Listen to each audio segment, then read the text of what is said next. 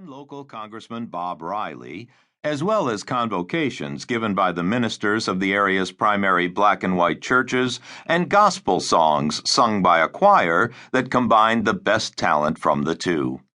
The speakers mainly touted the jobs, tax receipts, influx of supplier factories, and population growth, all of it adding up to millions and ultimately billions of dollars in economic gains that would be drawn into the area by what would be built on this one unlikely spot of land.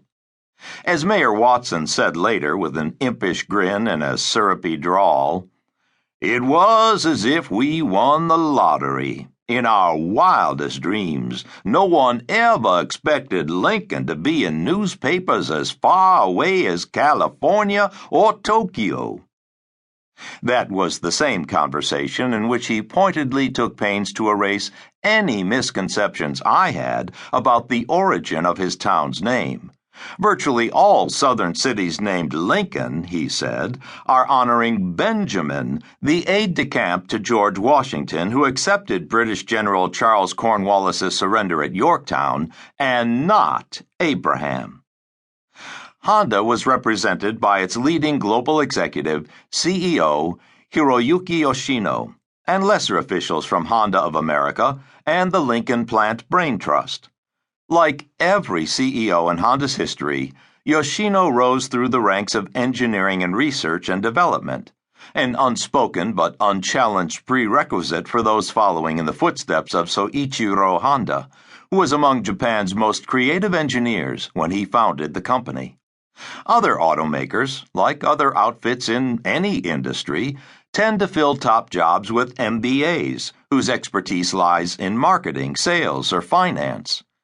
Having engineers in charge of the business fits Honda's personality perfectly, particularly the company's bias toward an indispensable aspect of the engineer's craft, namely, the necessity to tear apart design, development, strategic, or manufacturing decisions by trying out alternate solutions arrived at with the same analytical probing and intellectual fervor that produced the original option. Criticizing and rejecting ideas and knowledge deemed to be true, inverting conventional wisdom, is more valuable at Honda than repeated success using the same concepts. No one will blame you for making a mistake if you tried something new. In fact, you may be promoted for that, said Chuck Ernst, who conceived and oversaw the building of the Honda factory in Lincoln, an unconventional facility that resembled and performed like no other auto plant in the world when it was constructed. Before that assignment, Ernst had never built a factory from scratch. However, you could fall out of favor if you're afraid to stray from what worked before, no matter how well it worked. Or, as Satoshi Okubo, one of Yoshino's predecessors in the CEO's office, put it, "At Honda, it's sink or swim. They don't teach you step by step. They just throw you into the pool and let you figure it out on your own. If you don't know how to swim at first, you need to be aggressive to survive. We are to try out whatever we think is necessary to take ourselves to the next level."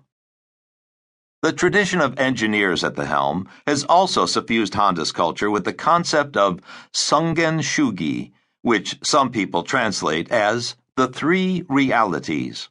In Honda's interpretation, Sungen Shugi means see it with your own eyes. Go to the spot before making a decision.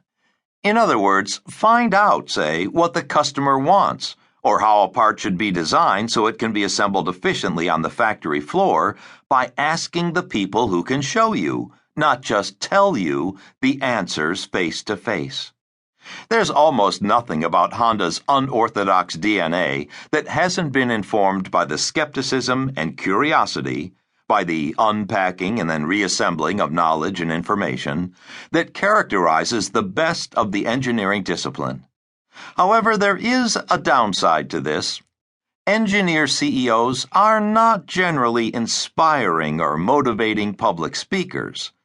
That's where having a more traditional sales or marketing background, in which communication skills are necessarily honed to try to persuade people to buy your product,